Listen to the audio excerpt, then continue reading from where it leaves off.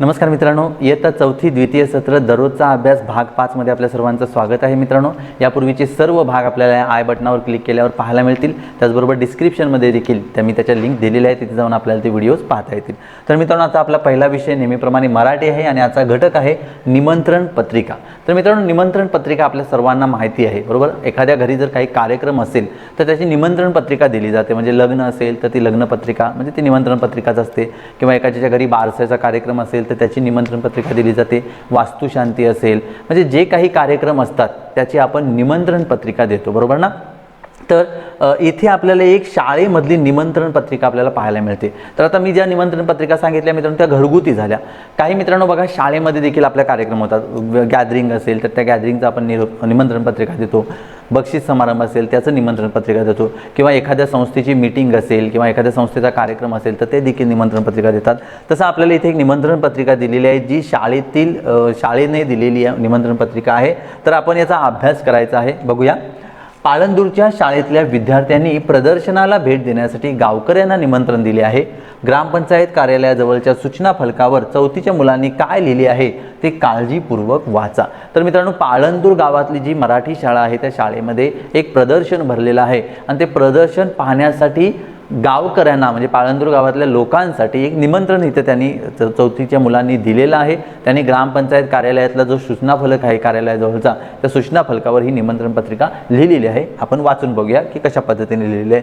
बघा, जाहीर निमंत्रण म्हणजे सर्वांसाठी निमंत्रण, पाळंदूरमधील सर्व लोकांसाठी। आता बघा, दरवर्षीप्रमाणे आपल्या शाळेत म्हणजे जिल्हा परिषद प्राथमिक शाळा पाळंदूर येथे मुलांचा दिवस या उपक्रमांतर्गत प्रदर्शनीचे आयोजन केले आहे। इयत्ता पहिली ते चौथीच्या मुलांनी बनवलेल्या विविध वस्तू व भेटकार्डे, रेखाटलेली तक्ते, मातीकाम, चित्रे आणि शाळेच्या बागेत फुलवलेल्या भाज्या व फळे यांची प्रदर्शनी भरवली जाणार आहे। या कार्यक्रमासाठी लाखनीवरून विदर्भ आनंद शिक्षण मंडळाचे कार्यकर्ते श्री बालसू नागोटी आणि श्रीमती सुवर्णताई गजभिये उपस्थित राहणार आहेत। ते कलाकुसरीच्या वस्तू बनवण्याचे प्रात्यक्षिक दाखवतील, तरी आपण सगळ्यांनी उपस्थित राहून आमचा उत्साह वाढवावा ही विनंती। असा हा पूर्ण आपल्याला मॅटर इथे पाहायला मिळतो, नमुना पाहायला मिळतो। आणि खाली बघा मित्रांनो, तर इथे बघा शनिवार दिनांक, इथे दिनांक द्यायचे आहे, आणि ठिकाण आहे जिल्हा परिषद प्राथमिक शाळा पाळंदूर। इथे बघा, प्रदर्शनीची वेळ सकाळी 10:30 ते सायंकाळी 5 वाजेपर्यंत आहे। प्रात्यक्षिक सकाळी 11:30 ते दुपारी 1:30 वाजेपर्यंत आहे। खास आकर्षण गेल्या वर्षीच्या सहलीचे वैशिष्ट्यपूर्ण छायाचित्रे हे खास आकर्षण असणार आहे। आणि आपले सर्व विद्यार्थी इयत्ता चौथी जीप प्राथमिक शाळा पाळंदूर। तर चौथीच्या विद्यार्थ्यांनी ही निमंत्रण पत्रिका दिलेली आहे। आपण सुरुवातीला या भागाचा अभ्यास करूया मित्रांनो। तर बघा, याच्यामध्ये सुरुवातीला आपल्या शाळेचं नाव लिहिलेलं आहे, आणि त्यांनी सांगितले आहे की इयत्ता पहिली ते चौथीच्या मुलांनी एक प्रदर्शनीचं आयोजन केलेलं आहे। या प्रदर्शनीमध्ये काय असणार आहे मित्रांनो, तर पहिली ते चौथीच्या मुलांनी बनवलेल्या विविध वस्तू आणि भेटकार्डे असणार आहेत, रेखाटलेले तक्ते, मातकाम, चित्रे आणि शाळेच्या बागेत फुलवलेल्या भाज्या आणि फळे यांची प्रदर्शनी भरवली जाणार आहे। या कार्यक्रमासाठी मित्रांनो, प्रमुख पाहुणे म्हणून विदर्भ आनंद शिक्षण मंडळाचे कार्यकर्ते बालसू नागोटी हे इथे येणार आहेत, आणि श्रीमती सुवर्णताई गजभिये उपस्थित राहणार आहेत। आणि हे जे प्रमुख पाहुणे आहेत ते कलाकुसरीच्या वस्तू बनवण्याचे प्रात्यक्षिक देखील दाखवणार आहेत। तर या उपक्रमासाठी, या प्रदर्शनीसाठी सर्व गावकऱ्यांनी उपस्थित राहावे, अशा पद्धतीची हे निमंत्रण पत्रिका दिलेली आहे। म्हणजे मित्रांनो, पहिल्या भागामध्ये आपण काय बघितलं की आपण इथे जाहीर निमंत्रण लिहिलेलं आहे, कोणासाठी आहे त्यांचं, म्हणजे पाळंदूरमधील सर्व लोकांसाठी आहे। आणि त्याच्यानंतर मित्रांनो, इथं या निमंत्रण पत्रिकेचा मुख्य भाग म्हणजे निमंत्रण पत्रिका कशासाठी दिलेली आहे ती इथं या भागामध्ये आपण इथं लिहिलेली आहे। त्यानंतर निमंत्रण पत्रिका झाल्यानंतर इथं दिनांक आणि वार लिहिलेला आहे, म्हणजे ते प्रदर्शनी नेमकी कधी आहे, कोणत्या दिवशी आहे, याच्यासाठी ते शनिवार दिनांक इथं लिहिलेला आहे। आणि इथं जे ठिकाण आहे प्रदर्शनीचं ठिकाण ते सुद्धा दिलेलं आहे, ठिकाण जिल्हा परिषद प्राथमिक शाळा पाळंदूर। कारण ह्या गोष्टी सुद्धा महत्त्वाच्या आहेत। निमंत्रण दिलं पण किती वाजता यायचं, कुठं यायचं, ह्या सुद्धा गोष्टी महत्त्वाच्या असतात, म्हणून दिनांक आणि इथं ठिकाण इथं दिलेलं आहे। आणि प्रदर्शनीची वेळ सुद्धा दिलेली आहे मित्रांनो, सकाळी 10:30 ते सायंकाळी 5 वाजेपर्यंत ही प्रदर्शनी असणार आहे। आणि जे प्रात्यक्षिक, जे प्रमुख पाहुणे येणार ते प्रात्यक्षिक दाखवणार आहेत, ते प्रात्यक्षिक सकाळी 11:30 ते दुपारी 1:30 पर्यंत असणार आहे। म्हणजे या 4 गोष्टी सुद्धा अतिशय महत्त्वाच्या आहेत। आपली तारीख, ठिकाण वेळ आणि प्रात्यक्षिकाची वेळ. आणि त्याच्यानंतर मित्रांनो इथे एक विशेष आकर्षण म्हणून एक टॅगलाईन दिलेली आहे की जेणेकरून ते खास आकर्षण बघण्यासाठी अजून लोक येतील. ते खास आकर्षण आहे की गेल्या वर्षीच्या सहलीची वैशिष्ट्यपूर्ण छायाचित्रे. सहल मुलांची गेलेली होती, पाळंदूरमधल्या मुलांची, त्याची काही वैशिष्ट्यपूर्ण असे फोटोज त्यांनी काढलेले आहेत. त्याची देखील प्रदर्शनी इथे आपल्याला पाहायला मिळणार आहे. ते खास आकर्षण आहे. आणि इथं ज्यांनी हे प्रदर्शनीचं निमंत्रण दिलेलं आहे, ज्यांनी प्रदर्शनी भरवलेली आहे, त्यांचं नाव म्हणजे सर्व विद्यार्थी इयत्ता चौथीच्या विद्यार्थ्यांनी ही प्रदर्शनी आयोजित केलेली आहे, जीप प्राथमिक शाळा पाळंदूर. तर मित्रांनो अशा पद्धतीने ही निमंत्रण पत्रिका इथं दिलेली आहे. आता मित्रांनो बघा, तर प्रत्येक निमंत्रण पत्रिकेमध्ये हे अशाच पद्धतीनं तुम्ही बघितला तर अशाच पद्धतीचे भाग असतात. सुरुवातीला वरती ज्याला निमंत्रण देतो त्याचं नाव असतं, बरोबर ना. एखादं वैयक्तिक असेल तर वैयक्तिक नाव असतं. ग्रुप म्हणजे एखाद्या आपल्या काय म्हणतो त्याला, एखाद्या मंडळाला द्यायचं असेल किंवा गावकऱ्यांना द्यायचं असेल तर ते अशा पद्धतीने लिहिलेलं असतं.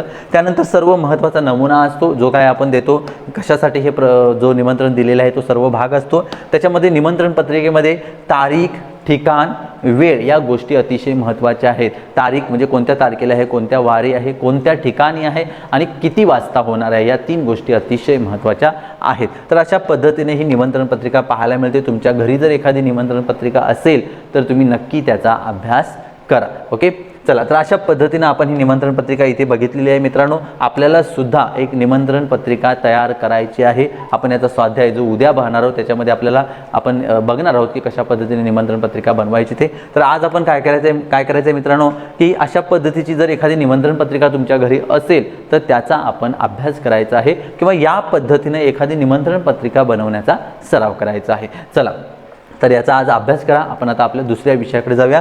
दुसरा विषय आहे तो म्हणजे इंग्रजी, महत्त्वाचा विषय. आणि आपण बघत आहोत मायाज ड्रीम, बरोबर ना. मायाचं स्वप्न आपण बघत आहोत मित्रांनो. तर थोडंसं आपण कालच्या भागामध्ये काय झालं ते बघूया की मायाकडे खूप चांगल्या क्वालिटीचं दही होतं, स्वीट, टेस्टी, फ्रेश दही होतं, दूध होतं. आणि ते दूध बघितल्यानंतर ती स्वप्नामध्ये रमायला सुरुवात करते. ती दुधाचा हंडा आपल्या डोक्यावरून घेऊन जात असते आणि ती चालता चालता स्वप्न पाहायला सुरू करते की मी ह्या दुधापासून छान टेस्टी थिक म्हणजे जाडसर दही तयार करेन. मग दही घेऊन मी मार्केटला जाईन. मार्केटमध्ये गेल्यानंतर माझ्याकडचं दही घेण्यासाठी लोक गर्दी करतील. मग मला खूप सारे पैसे मिळतील. मग त्या पैशातून मी काय विकत घेऊ, तर त्या पैशातून मी मोठ्या गोल्डन इयरिंग्ज विकत घेईन, सोन्याच्या रिंगा विकत घेईन. आणि मग तिला तिला लक्षात येतं की तिची जी मैत्रीण असते मीरा, तिच्याकडे सुद्धा अशा गोल्डन इयरिंग्ज असतात आणि ती सतत काय करत असते ते दाखवत असते. त्यामुळं मायाला सुद्धा वाटते की माझ्या इयरिंग जेव्हा मी घालेन तेव्हा मी मीराला काय करणार आहे, इयरिंग दाखवणार आहे. परंतु मी तिच्यासमोर थांबणार नाही, तिच्याशी बोलणार नाही. अशा पद्धतीनं ती स्वप्नात विचार करत करत करत असते. आता पुढे काय होतं ते आपण बघूया. बघा, तर Maya began to walk with her head held high. तर मायाने पुन्हा एकदा चालायला सुरुवात केली with her head held high, म्हणजे तिचं डोकं असं ताट करून, हेल्ड हाय करून ती चालायला सुरुवात करते. She moved her head slowly from side to side.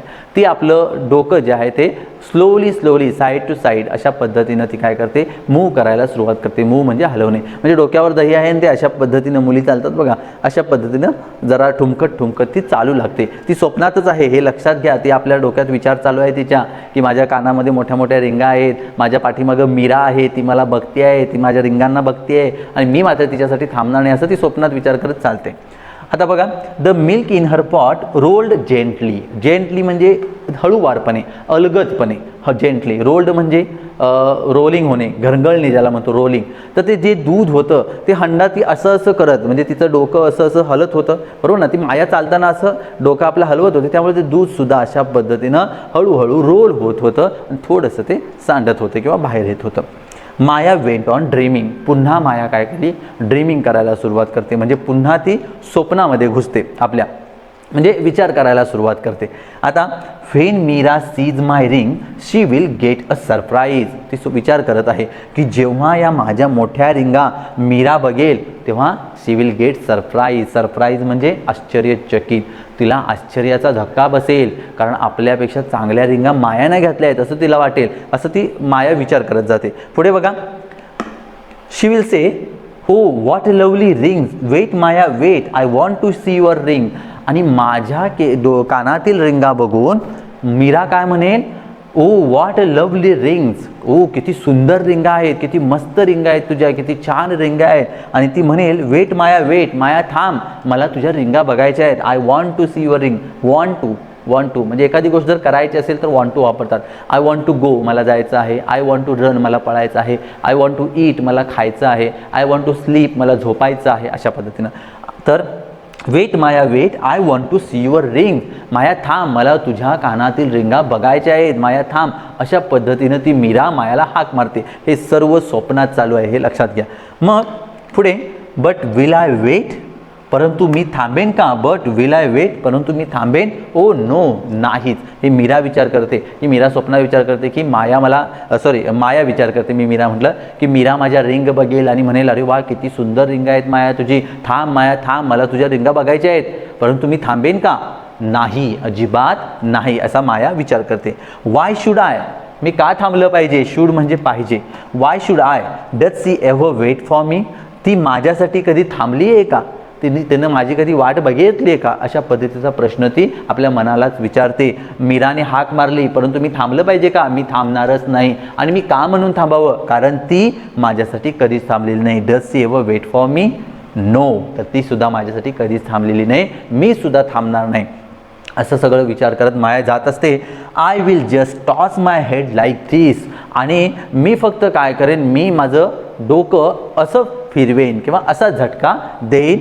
Maya tossed her head with a jerk, jerk म्हणजे झटका, जर्क म्हणजे झटका. आणि माया आपलं जे डोकं असतं ते एका झटक्यात असं फिरवतं. बघा मुलींचं तुम्ही बघितलं असाल, म्हणजे असं करतात बघा, ते एक स्टाईल असते त्यांची, बरोबर ना, नाक मुरडण्याची. तशा पद्धतीनं माया म्हणते की मी मीरासाठी थांबणार नाही, कारण ती कधीच माझ्यासाठी थांबली नाही. मी माझ्या रिंगा तिला दाखवणारच नाही. मी फक्त काय करेन, मी फक्त माझं डोकं असं करेन. करतात बघा मुली, बरोबर. आणि माया ते स्वप्नात विचार करत असताना खरोखरच आपलं डोक्याला एक असा झटका देते. अशा पद्धतीनं एक झटका देते. आणि मग काय होतं बघा, झटका दिल्याबरोबर अँड व्हॉट्स धिस, आणि काय झालं हे, आणि काय झालं ते. आता हे स्वप्नातून बाहेर आला, हा पांढरा रंगाचा भाग आहे तेवढा स्वप्नाचा आहे. अँड व्हॉट्स धिस, आणि काय झालं हे.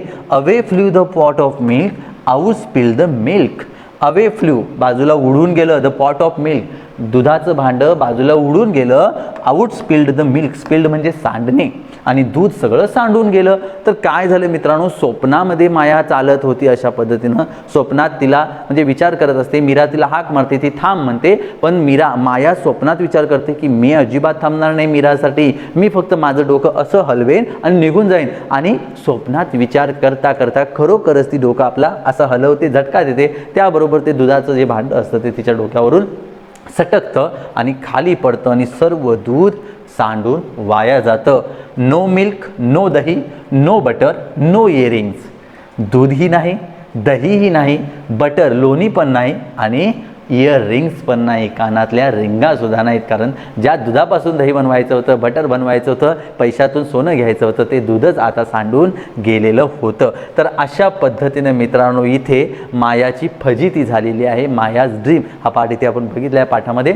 तर बघा मित्रांनो, इथं या सर्व गोष्टींसाठी मायाच कारणीभूत आहे. कारण तिनं जेव्हा ते फ्रेश आणि एकदम काय म्हणतो एकदम चांगल्या क्वालिटीचं जेव्हा ते दूध पाहिलं, तेव्हाच ती डोक्यात तिच्या विचारचक्र सुरू झालं की मी असं घेईन, मग दही करेन, मग बटर काढेन, माझ्याकडचं बटर घ्यायला खूप लोक येतील, मला भरपूर पैसा मिळेल, माझ्याकडे मग कानातल्या रिंगा मोठ्या घेईन, मीरापेक्षा मोठ्या रिंगा घेईन, मग मीरा माझ्या रिंगा बघायला येईल, परंतु मी तिला दाखवणार नाही, मी फक्त माझं डोकं असं हलवेन आणि निघून जाईन. आणि ते स्वप्नात विचार करता ती डोकं हलवते, ते भांडं पडतं, फुटतं, दूध सांडून जातं. मग मित्रांनो या गोष्टीवरून आपल्याला एक म्हणजे याच्यावरून एक गोष्ट शिकायला मिळाली की कधीही मित्रांनो आपण दिवा स्वप्न पाहू नये. दिवा स्वप्न म्हणतात त्याला, म्हणजे दिवसा ढवळ्या स्वप्न पाहणे, जागेपणी स्वप्न पाहणे, मी असं करीन, मी तसं करीन, असं होईल, तसं होईल, हे होईल, ते होईल, बरोबर मित्रांनो. त्यामुळं शक्यतो अशा पद्धतीचा कधीच विचार आपण करू नये. बऱ्याचदा आपण अशा पद्धतीचा विचार करतो, समजा परीक्षेला गेलो असेल तर आपण आधीच विचार करतो, हां मी पेपर असा लिहीन, तसा लिहीन, पेपर मला एवढे मार्क्स मिळतील,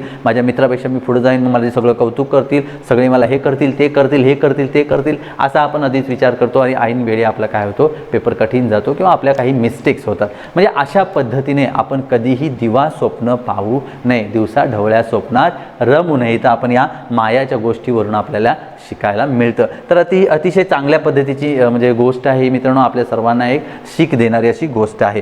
तर ही नक्कीच गोष्ट तुम्हाला समजली असेल. आता जो एक्सरसाइज आहे तो बघूया. Guess the meaning of the following words. या शब्दाचे अर्थ अंदाजाने सांगा. गेस करणे, अंदाज बांधणे, गेस करणे. ओके. मिल्कमेड गवळण, बरोबर ना. मिल्कमॅन असतो गवळी, तशी मिल्कमेड असतो. मिल्क वुमन नसते, हे लक्षात घ्या.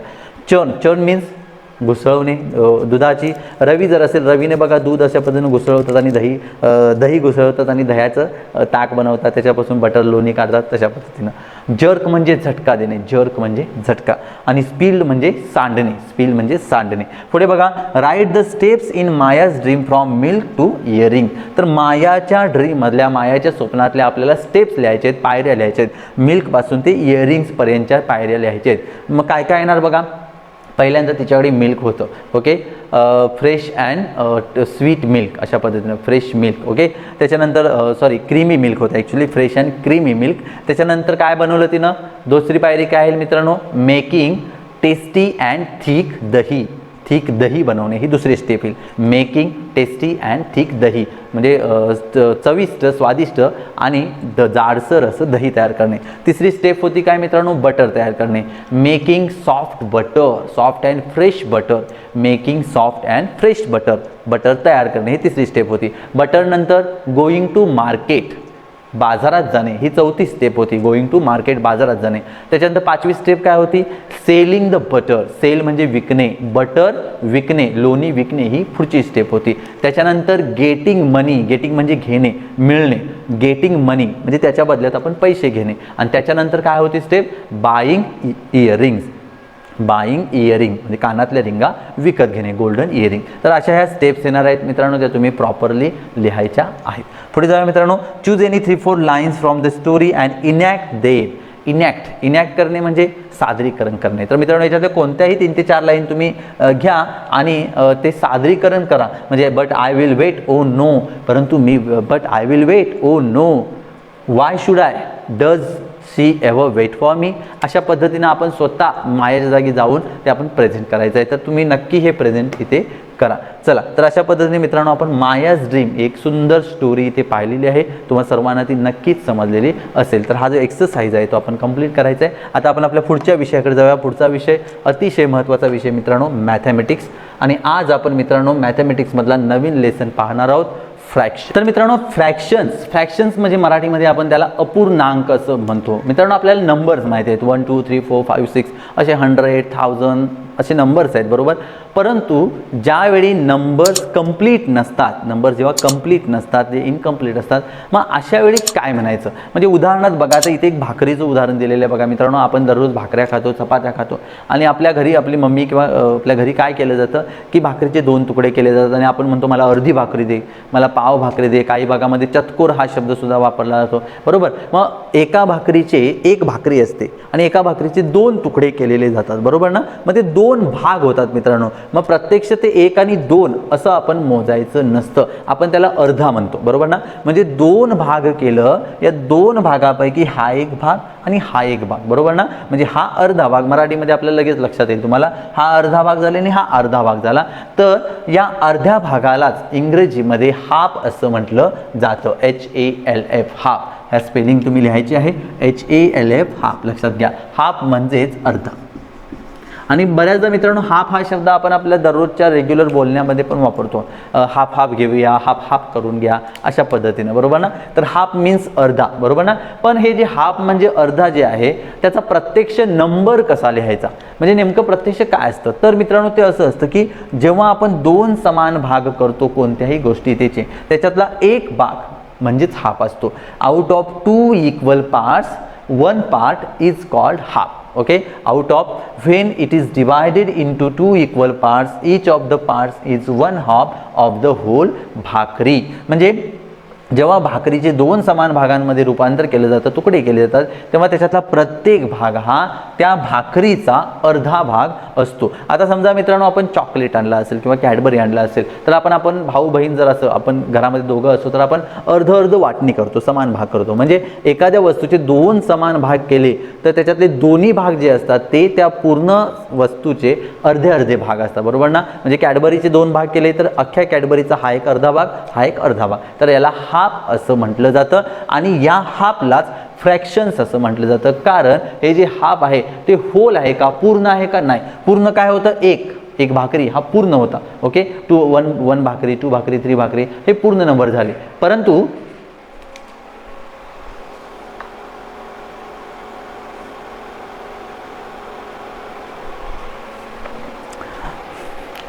परंतु मित्रांनो, या एका भाकरीचे 2 भाग केलेले आहेत, म्हणजेच ती एक पूर्ण भाकरी नाही आहे किंवा 2 पूर्ण भाकऱ्या नाही आहे, तर ते आहेत हाफ. याला हाफ फ्रॅक्शन असं म्हटलं जातं. आता बघूया आपण ते हाफ फ्रॅक्शन कसं लिहायचं.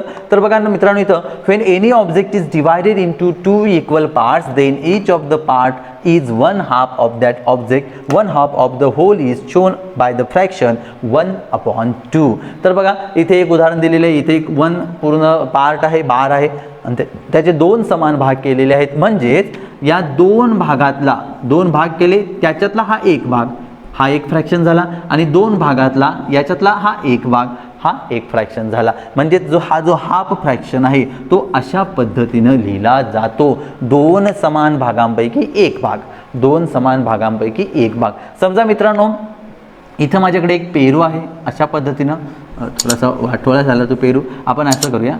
ओके, ठीक आहे. समजा ही माझ्याकडे एक गोळी आहे. ओके, आणि याचे मी 2 समान भाग केले अशा पद्धतीनं. तर मित्रांनो, थोडंसं मागे पुढे झालं तर हा जो भाग येणार आहे तो किती येणार आहे मित्रांनो, हाफ फ्रॅक्शन येणार आहे. हा भाग जो येणार आहे हाफ फ्रॅक्शन होणार आहे. हा लिहायचं कसं, तर 2 समान भाग केले, 2 भाग केले, त्याच्यापैकी हा एक भाग म्हणजेच हा 1/2, आणि इथं सुद्धा 2 समान भाग केले, त्याच्यातला हा एक भाग म्हणजे 1/2. लक्षात आलं. तर 1/2 याचं वाचन हे 1/2 असं केलं जातं. लक्षात घ्या, 1/2 असं केलं जातं. 2 समान भागांपैकी एक भाग याला हाफ फ्रॅक्शन असं म्हटलं जातं. आता मित्रांनो, आपण पुढे जाऊया. जर त्याच चपातीचे 4 समान भाग केले तर बघा, तर त्याला काय म्हणायचं बघा. आपण 2 समान भाग केले, त्याला अर्धा म्हणायचं बघितलं किंवा त्याला हाफ म्हणायचं बघितलं. त्याचं रायटिंग कसं करतात तेही बघितलं. आता इथे बघा, चपातीचे 4 समान भाग केलेले आहेत, 4 इक्वल पार्ट्स केलेले आहेत, आणि प्रत्येक पार्ट या 4 भागापैकी हा एक भाग, या 4 भागापैकी हा एक भाग, या 4 भागांपैकी हा एक भाग, 4 भागांपैकी हा एक भाग. तर मित्रांनो, ज्यावेळी एखादा ऑब्जेक्ट किंवा व्हेन भाकरी is divided into 4 equal parts, भाकरी 4 इक्वल पार्ट्समध्ये डिवाइड केलेली आहे, that time 1 part is called quarter of that भाकरी. एक जो भाग असतो त्याला क्वार्टर असं म्हटलं जातं. क्वार्टर, एक जो भाग असतो त्याला क्वार्टर असं म्हटलं जातं. म्हणजेच काय मित्रांनो, क्वार्टर याचाच अर्थ थोडक्यात काय, एखाद्या वस्तूचे 4 समान भाग करायचे, त्या 4 भागातला एक भाग म्हणजेच क्वार्टर भाग. मराठीमध्ये याला आपण पाव असं म्हणतो. काय म्हणतो, पाव असं म्हणतो बघा, पाव भाग म्हणतो. आणि जेव्हा भाकरीचा विषय येतो तेव्हा आपण याला बघा पाव भाकरी म्हणतो किंवा चतकोर असं सुद्धा म्हटलं जातं काही भागांमध्ये, हे लक्षात घ्यायचे. तर याला क्वार्टर्स पार्ट असं म्हटलं जातं. म्हणजे एखाद्या वस्तूचे 4 समान भाग करायचे, त्याच्यातला एक भाग म्हणजेच क्वार्टर भाग किंवा पाव भाग असं त्याला म्हटलं जातं.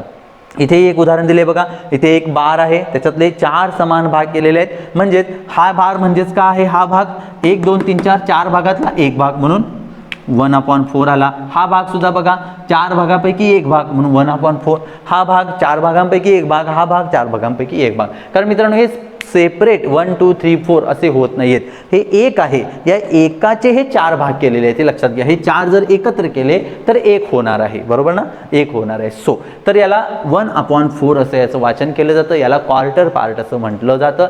4 इक्वल पार्टपैकी एक part, that is quarter part. लक्षात आलं असेल तुमच्या.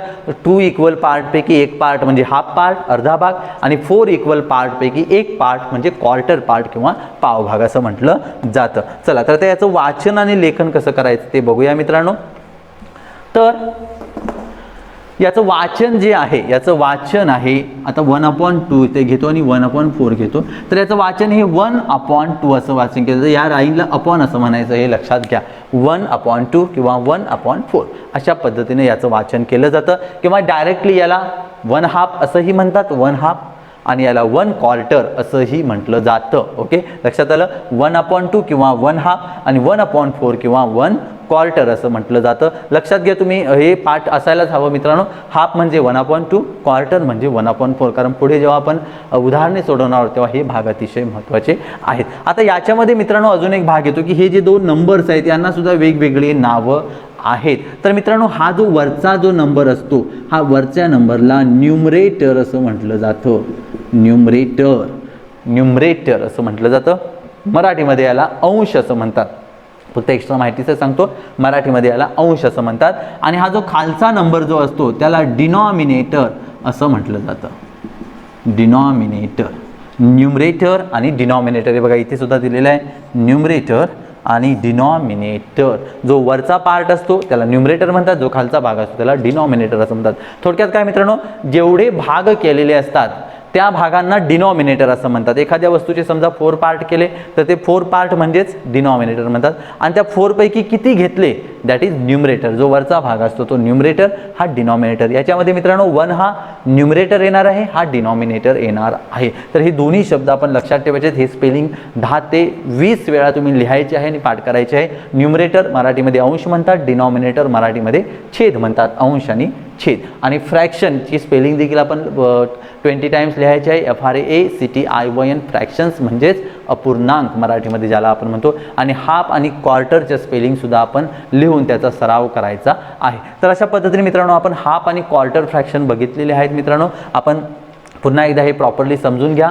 एखादी भाकरी घ्या, मग तुमच्या लक्षात येईल एका भाकरीचे चपातीचे 2 तुकडे करा. सो दॅट इज हाफ आणि हाफ, हे हाफ आणि हाफ. आणि त्याचे 4 भाग करा, म्हणजे त्याच्यातला एक भाग म्हणजेच क्वार्टर पार्ट. 4 भागापैकी एक भाग दॅट इज क्वार्टर, किंवा 4 पार्टपैकी 1 part that is quarter part, 2 पार्टपैकी 1 part that is half. पण इथं गोष्ट लक्षात घ्या की मित्रांनो इथे फ्रॅक्शन्समध्ये भाग समानच असायला हवेत. हे इथं अतिशय महत्त्वाचं आहे. जे आपण 4 भाग करणार आहोत दॅट शुड बी इक्वल, म्हणजे ते इक्वल असले पाहिजेत. आणि हे 2 पार्ट्स आहेत असो दॅट शुड बी, म्हणजे ते सुद्धा इक्वल असलेच पाहिजे. तर अशा पद्धतीने आपण मित्रांनो क्वार्टर आणि हाफची इथे ओळख बघितलेली आहे. याचा चांगल्या पद्धतीने आपण सराव करायचा आहे. आता जाऊया मित्रांनो आपल्या आजच्या शेवटच्या विषयाकडे.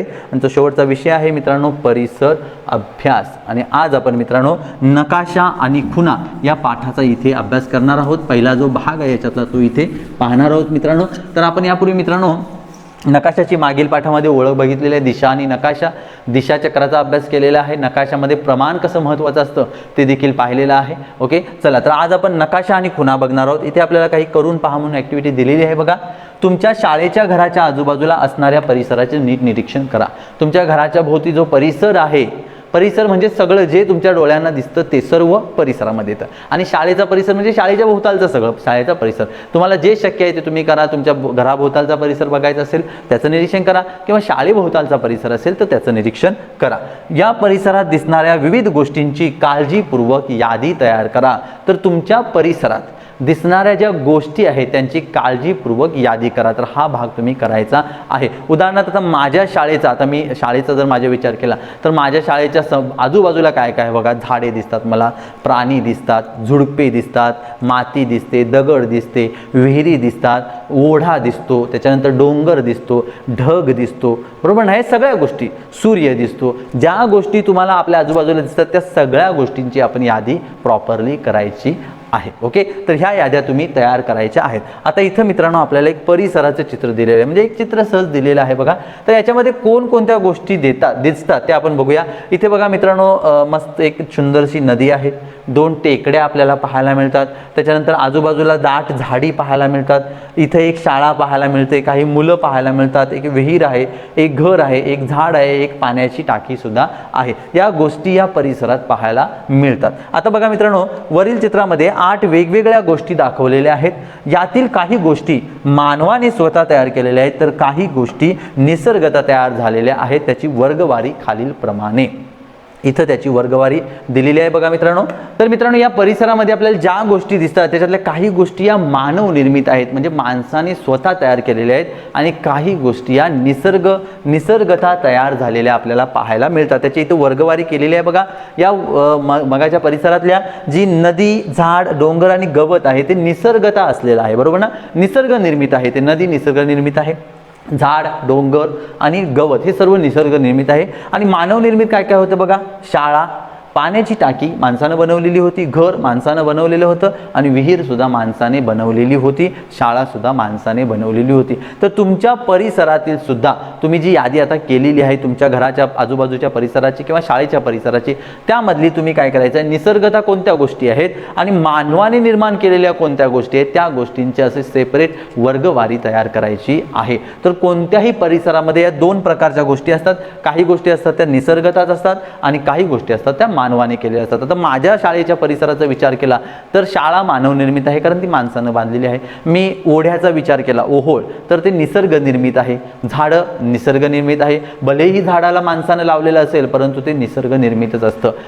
ढग निसर्ग निर्मित आहेत, पक्षी निसर्ग निर्मित आहे, किंवा कठडा आहे माझ्या शाळेच्या भोवती तो मानव निर्मित येणार आहे, विहीर आहे मानव निर्मित येणार आहे, मंदिर आहे मानव निर्मित येणार आहे, बरोबर. तर तुम्ही सुद्धा तुमच्या परिसरामधील या ज्या गोष्टी आहेत त्याचं मानव निर्मित आणि निसर्ग निर्मित यांचं वर्गीकरण करायचं आहे. आता मित्रांनो, इथे एक गोष्ट तुम्ही लक्षात घ्या की मानव निर्मित ज्या गोष्टी आहेत त्या गोष्टी मानवानं बनवल्या खऱ्या, पण ते बनवण्यासाठीचं जे साहित्य आहे ते कोठून वापरलं असेल, तर मित्रांनो ते साहित्य निसर्गातूनच वापरलेलं आहे. माणसानं ज्या काही गोष्टी बनवल्या त्या गोष्टी निसर्गातील साधनांचाच वापर करून बनवलेल्या आहेत, हे इथे लक्षात घ्या. शाळा बांधायची असेल किंवा घर बांधायचं असेल, दगड लागणार निसर्गातून मिळणार, माती लागणार निसर्गातून मिळणार, पाणी लागणार निसर्गातून मिळणार, छप्पर घालायचं आहे कौले लागणार ते सुद्धा मातीपासून बनवलेले असणार, किंवा लाकडाचे आपण ज्याला लाकूड सामान वगैरे छप्पर बनवतो ते सुद्धा झाडापासून बनणार, झाड निसर्ग निर्मितच आहे. याचाच अर्थ माणूस ज्या गोष्टी स्वतः बनवतो मानव निर्मित आहेत त्या सर्व गोष्टींसाठी लागणाऱ्या वस्तू ह्या निसर्ग निर्मितच आहेत, निसर्गातूनच त्याला त्या वापराव्या लागतात. म्हणजेच आपण पूर्णपणे मित्रांनो निसर्गावर अवलंबून आहोत, हे इथे लक्षात घ्या तुम्ही. तीच माहिती इथे आपल्याला दिलेली आहे. आता उदाहरणार्थ बघायचं, झाडाच्या लाकडापासून खुर्ची टेबल बाकी आपण बनवतो, बरोबर ना, किंवा तुमच्या आपल्या घरी जी भांडी आहेत ॲल्युमिनियमची ते सुद्धा ॲल्युमिनियमपासून बनले. ॲल्युमिनियम जमिनीतूनच मिळतं, निसर्गातूनच मिळतं, बॉक्साईटपासून मिळतं, ते बॉक्साईट जमिनीतच मिळतं. लोखंडी वस्तू असतात, लोखंड जमिनीतूनच मिळतं, बरोबर ना. म्हणजे माणूस ज्या ज्या गोष्टी बनवतो ते सर्व निसर्गातील वस्तूंचाच, निसर्गात घटकांचाच वापर करून बनवतो. तर अशा पद्धतीने मित्रांनो आपण या भागामध्ये मानव निर्मित आणि निसर्ग निर्मित या दोन भागांची माहिती इथे केलेली आहे, अभ्यास केलेला आहे. तुम्हाला जी ॲक्टिव्हिटीज दिलेली आहे ती तुम्ही पूर्ण करायची आहे. आता पुढच्या भागामध्ये आपण याच्या पुढचा भाग बघणार आहोत मित्रांनो. तर आजचा हा जो संपूर्ण भाग आहे 4 विषयांचा तुम्ही चांगल्या पद्धतीने याचा सराव करायचा आहे आणि जे काही स्वाध्याय वगैरे आहेत ते देखील आपण पूर्ण करायचे आहेत. चला भेटूया आता पुढील भागामध्ये. Thank you very much.